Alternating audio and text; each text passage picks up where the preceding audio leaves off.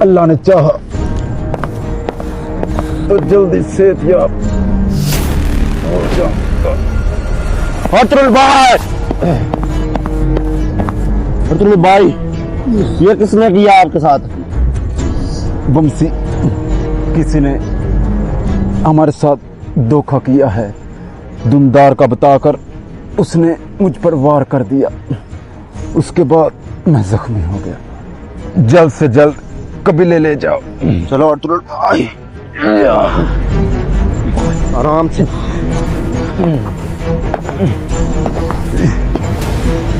मेरा सरदार कहाँ है? कौन हो तुम? कौन सा तुम्हारा सरदार? इसका वो सरदार जिसको मैंने खत्म किया है। अब तुम जाओ, ये बचना नहीं चाहिए। आप भैया आराम करें।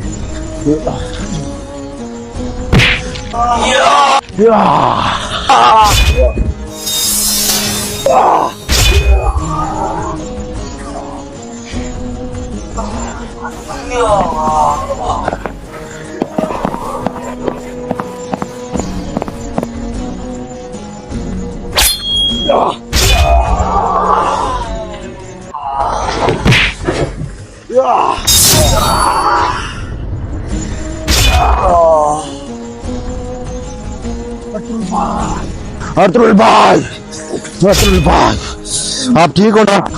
बमसी, आज तुम्हारी वजह से मेरी जान बच गई। भाई, ये तो मेरा फर्ज था।